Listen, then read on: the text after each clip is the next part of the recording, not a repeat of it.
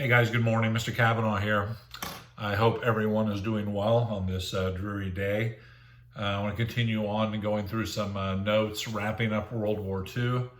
Again, my apologies for not being able to delve into this very important topic and topics within World War II as we'd be able to if we were in class. Again, my apologies. Hopefully, though, that information that we've covered and looked at, as I mentioned before, it will foster something deeper, and it will lead you to doing research on your own and delving deeper into some of these very important topics. So I'm going to continue going through some of the notes, my notes, that I'll submit to you later this afternoon that you can go through. And as well as watching the video to assist you. I think last time we left off, we had been talking about D-Day, Operation Overlord, and then fighting in the Hedgerow country and the European theater, and then finally the liberation of Paris, France.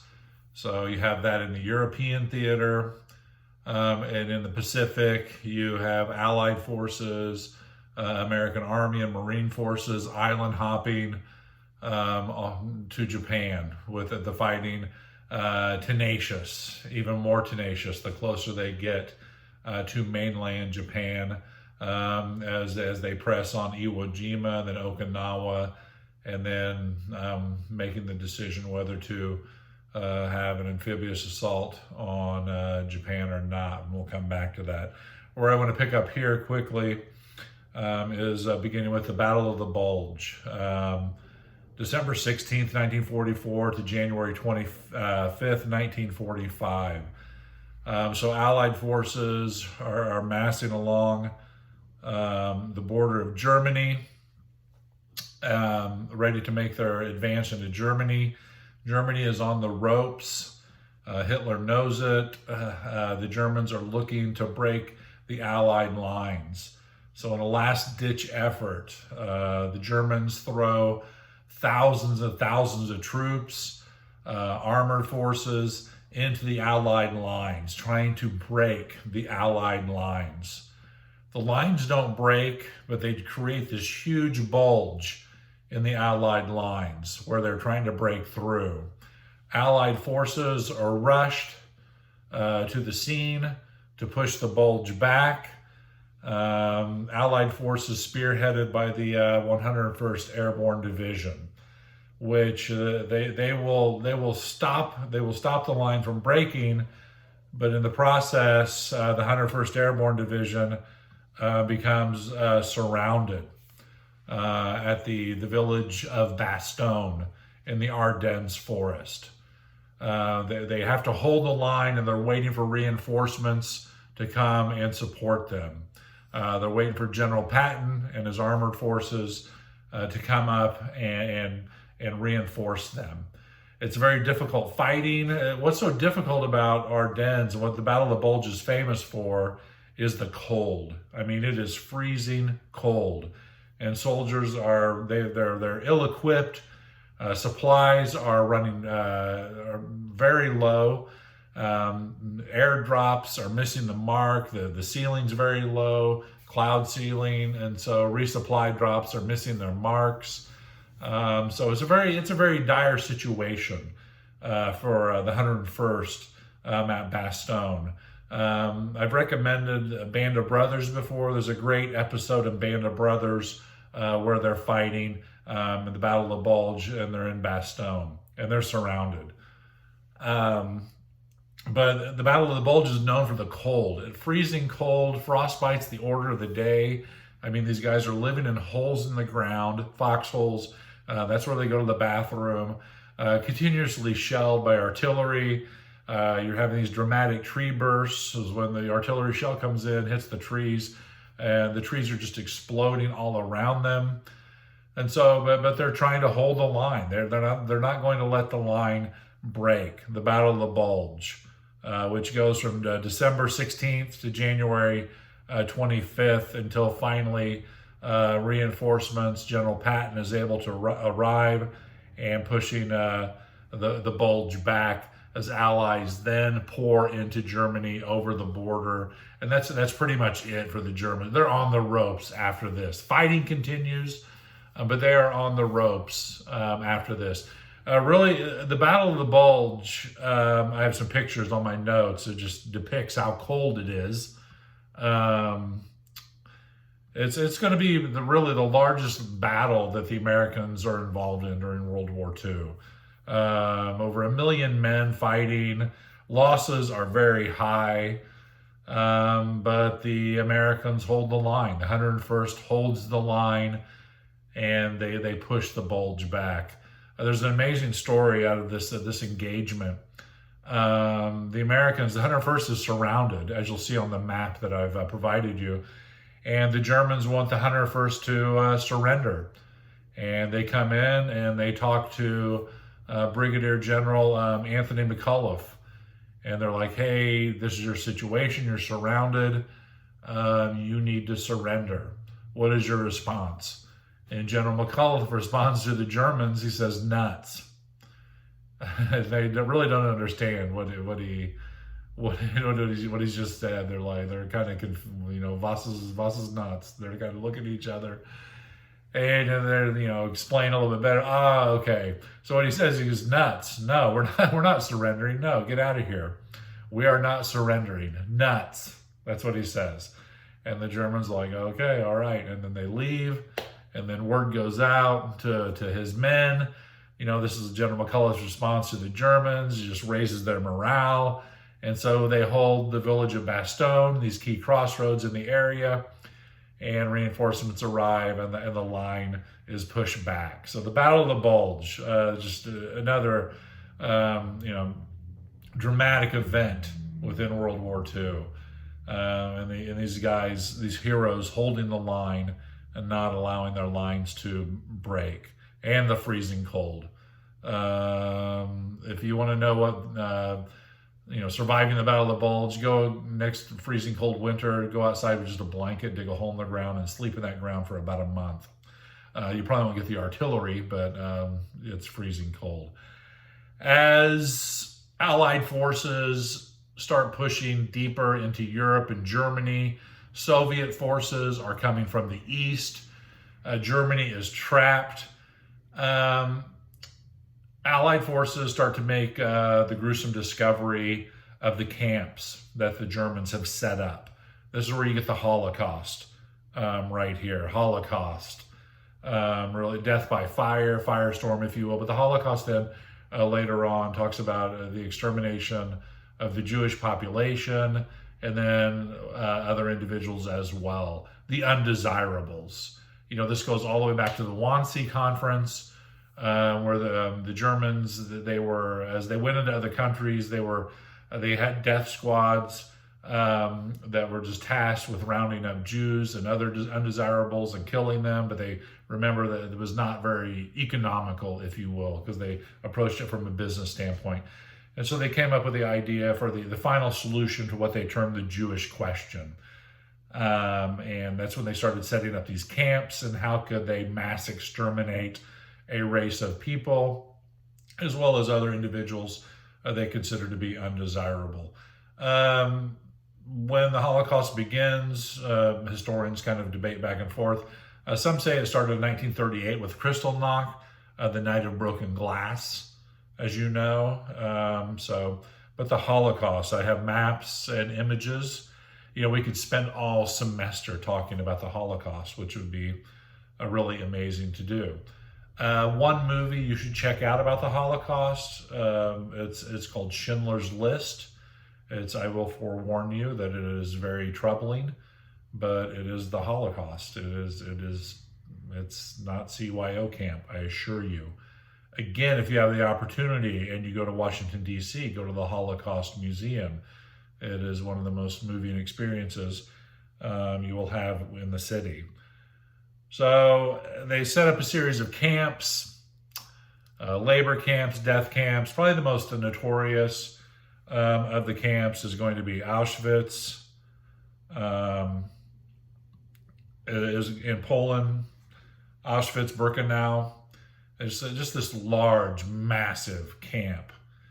And as Jews and undesirables are rounded up throughout Europe, and they are taken via train, these train cars, just people jam-packed into these cars, standing room only. Many individuals die along the journey. They are transported to these camps. They arrive there, they're going through processing.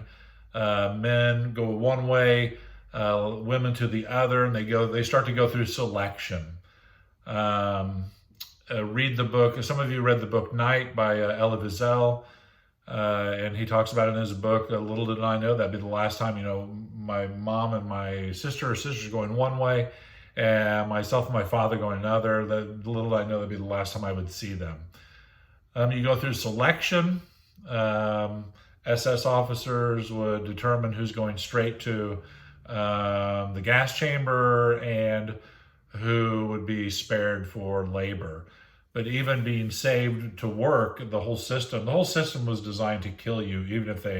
Even if you were working, they would work you to death. Rations would be decreased if you were able to even get any. Some people went straight to the crematorium. You would go, and they would, under the guise that you're going through delousing, and you would be stripped naked, and they would remind you, hey, remember what your number is, where you place your clothes on what hook, so when you come out, you can quickly get your clothes. Well, you would not be coming out alive. And they would take you into a large room, and the room would be sealed, and they would use a poison gas that would rain down out of shower heads that were located in the ceiling. I believe the poison was Zyklon B. I don't know why. I recall that. I don't know why, but it's just, I believe, stuck with me. Then the room would be, the filtration system would be activated, clearing the poison out, and trustees would come in and gather the bodies and take them down the hall, and they would be thrown into these very large industrial furnaces to rid themselves of the corpses. So this is the whole process, just this very horrific crime against humanity. I have numerous photographs on the notes for you to view. The selection process. Gentlemen who you go through the process, you get a tattoo on your arm. I remember when I was in college some years ago, I took a class on the sociology of death and dying, a very fascinating class with an amazing professor, Dr. Moeller. And the last part of the class, we covered the Holocaust. And we did a lot of readings. It was fascinating. But at the end of the year, before graduation, we went to Dr. Moeller's house, and we had dinner. And we had a guest speaker. And the guest speaker, his name was Mike Vogel, who survived Auschwitz. And he came and told us his story and showed us the tattoo on his arm. He has since passed away. This is years ago. Vogel said he was able to survive.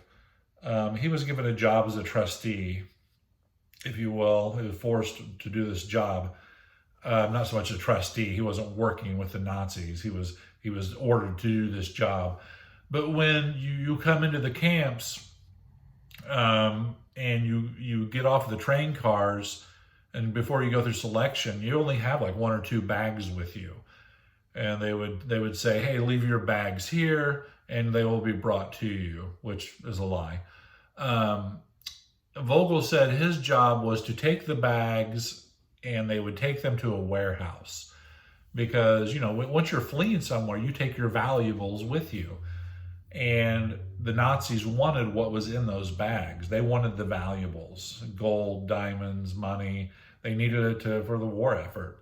And so Vogel said before the Nazis got over to the warehouse, he and his buddies were able to rifle through some of the bags, and they were able to find like cheese, bread, and food within the luggage, and they were able to hide the food. And they were hiding the food, and that kind of sustained them. So they had food to eat, and that's how he said he survived. But he lost pretty much all of his immediate family in the camps, but he was able to survive. Just a fascinating story, So as Allied forces are making their way through Europe, through Germany, converging on Berlin. You have American, British, French, other Allied forces coming from the west, Soviets coming from the east.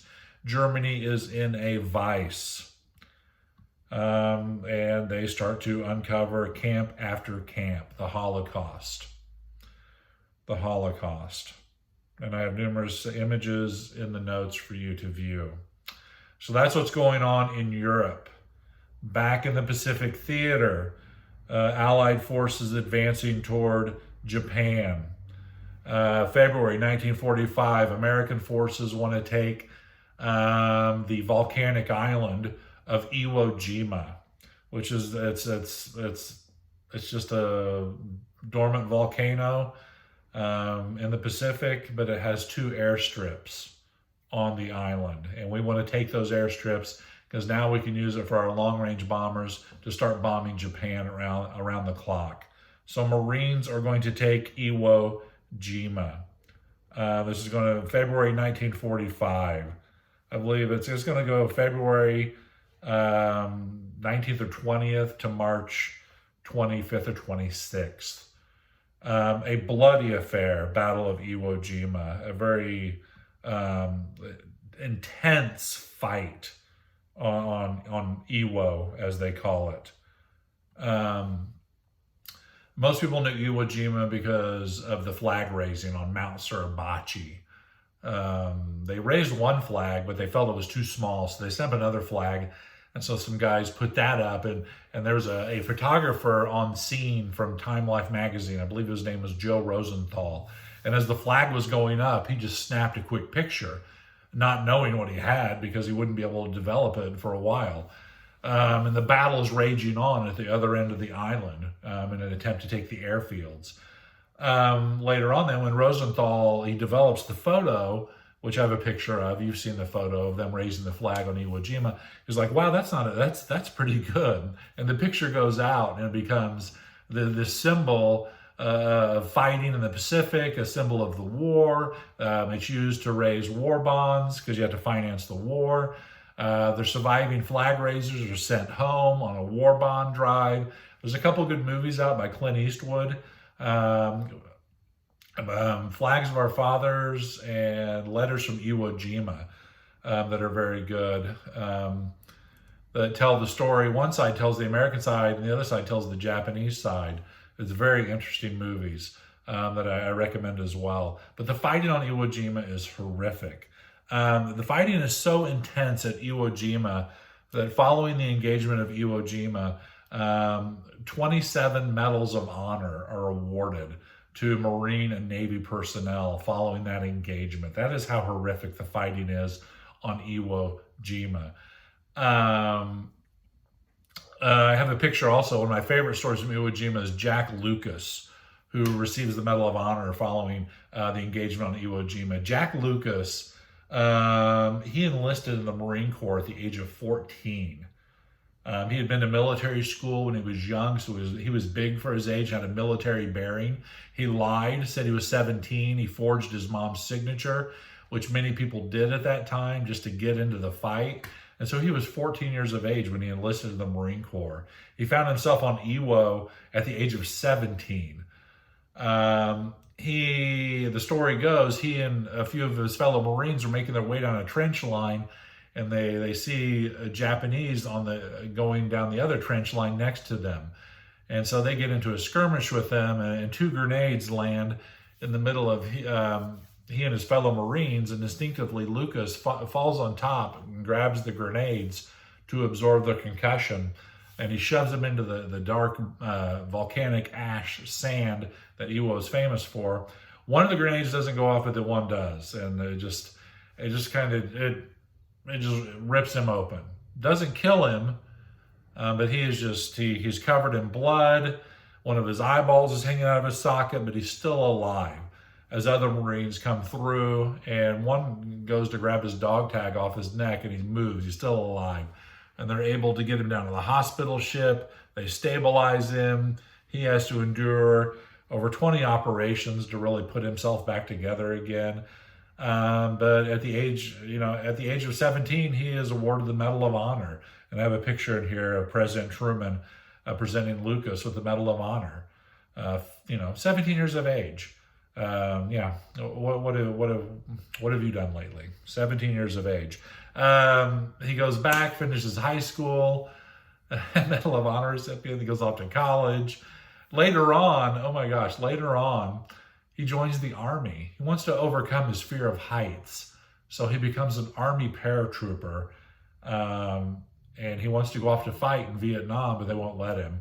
Because he's a Medal of Honor recipient. They're not going to let him do it. They don't want him to get killed. So he ends up training individuals at Fort Bragg for service in Vietnam and then retires from the military. Wow, what a phenomenal individual. So Marine forces take control of Iwo Jima. The flag goes up, and now we can start bombing Japan around the clock with our heavy bombers. Next for the Marines in the Pacific is Okinawa. This is considered Japanese territory, homeland, the island of Okinawa. This is going to be some tenacious fighting. Not right away, but Marine Army forces come ashore and it gets tense in a hurry. This is going to be some of the bloodiest fighting during World War II for Americans on Okinawa. Not only fighting for military personnel, but civilians who live on the island are caught up in the fighting. It's horrific for civilians on Okinawa. But finally, Okinawa, it goes from around April 1st to June 22nd on Okinawa. Before it's secure, fighting tenacious on Okinawa, as I said, is a very bloody affair on Okinawa. But Marine Corps forces and Army forces finally take control of the island. So that is on April to June. April 30th, back to the European theater. April 30th, with Soviet forces right down the street from the Reichstag and his bunker, Adolf Hitler kills himself, along with his new wife, Eva Braun, and they commit suicide. Aides take Hitler's body outside, they douse it in diesel fuel and light it on fire as Soviet forces are coming up the street. So Hitler is dead. The Third Reich is fallen. And then you're going to have VE Day. So that's April 30th. Hitler is dead. Ooh, April also, FDR dies. President Roosevelt, he's in Warm Springs, Georgia, where he spent a lot of time. The springs there were good, therapeutic for his body. He had been sitting for a painting, working on some speeches, and he had a massive stroke and he dies. So Hitler is dead, killed himself. FDR dies while he is in Georgia. Taking over for FDR is Vice President Harry S. Truman. Harry S. Truman takes over. He is sworn in the same day as president. On May 8th, we have VE Day, Victory in Europe. So in April, Hitler and FDR both are dead. Truman takes over. May 8th, we have Victory in Europe Day. So the war is over in Europe, but it still rages in the Pacific. We try to get the Japanese to surrender. They are not having it. The Japanese will not surrender. So Truman has to make a decision. Keep in mind, the Manhattan Project, Los Alamos, New Mexico, J. Robert Oppenheimer, General Leslie Groves. We have a working device. We have working nuclear bombs. The Japanese will not surrender. Elements of the bomb, the bomb are transferred to the island of Tinian by the USS Indianapolis. July 30th, the Indianapolis has delivered its components of the nuclear bomb to the island of Tinian, and now it's making its way to the Philippines, to Leyte Gulf.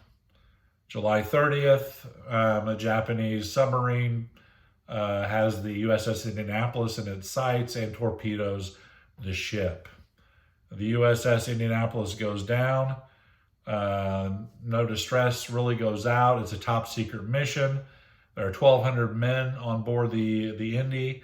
Approximately 300 men are killed by the torpedo attack, and about 800 plus men go into the water. And this is where you get the famous story of the sharks. You know, you have 800 men in the water, and the sharks, it's just a feast for the sharks. And the remainder of the men are lost to the sharks. The men in the water are finally discovered by a U.S. Navy patrol plane, flies over, sees individuals. They've detected an oil slick in the water, and they follow the oil slick, and they start seeing guys in the water. At first, they don't know who they are. They think they're Japanese, but then they're able to start picking. PBY comes in, other vessels, and they're able to start picking guys up. And they're like, "Who are you guys? What are you? Well, we're from the Indy." And they're like, "Whoa." Well, there's a huge snafu that the Indianapolis was supposed to be in port in the Philippines at a certain time, but they were overlooked. Somebody overlooked the USS Indianapolis. They didn't realize the ship was lost. And so the Navy was trying to cover its rear end then, because this is a disaster. The Navy really dropped the ball. So they're going to blame the captain of the Indianapolis. His name is McVeigh, Charles McVeigh. And they blame him. He is court-martialed. I think the only Navy captain to be court-martialed for losing a ship during the war. They had a huge trial. They actually brought in the commander of the Japanese submarine. This is after the war's over. And he even says, look, he was charged. Captain McVeigh was... he should have been, his superiors said he should have been zigzagging, which is a tactic that was employed by naval forces to avoid submarines. But at the time, it was up to the discretion of the captain whether they zigzagged or not. And McVeigh he didn't believe he needed to be zigzagging. The Japanese submarine captain said it didn't matter anyway what he was doing. I was still going to get him. I was right there, and I was going to get him. So anyway, McVeigh is court-martialed and charged. He's blamed for the Indy's disaster when it's really the Navy's fault, not McVeigh's. McVeigh was the scapegoat. Later on, overcome with grief that he is blamed for the death of his men, McVeigh commits suicide and takes his own life. Fast forward some years later. A young man is doing a school project. He's a middle schooler. I believe he's from Florida. And he's doing a school project on the USS Indianapolis. And he finds out what happens to McVeigh and how McVeigh was really, in a sense, unfairly treated and charged and blamed for the Indianapolis debacle. And so this young man makes it part of his project to have McVeigh's name cleared and his record cleaned up. So this young man leads the charge, lobbying members of Congress as well as the president to reopen the case on Captain McVeigh and clear him of charges, which they did. They realized that McVeigh was treated unfairly, he was unfairly blamed, and his record was cleaned up, and the charges were expunged from his record under President Clinton. So that young man, this young man saw a wrong and righted it. But that is the history of the USS Indianapolis, which the monument is right downtown. It's about 4 blocks from where I live, down on the canal. So you should go down there when you get a chance sometime and check out the monument down on the canal to the USS Indianapolis. They deliver the components for the Hiroshima bomb. Truman is faced with the question to drop the bomb or not. And this is stuff we need to talk about in class. We could have had a great discussion on this, a good 4 corners. You agree, disagree, strongly disagree. But Truman is faced with this, to drop the bomb on Japan. What do you do? Truman realizes the Japanese are not going to surrender. If we have to go ashore on Japan, we will lose thousands and thousands of American lives. And so that is the key factor of why we dropped the bomb on Japan. So there are a few reasons why we dropped the bomb. One written and a couple unwritten reasons.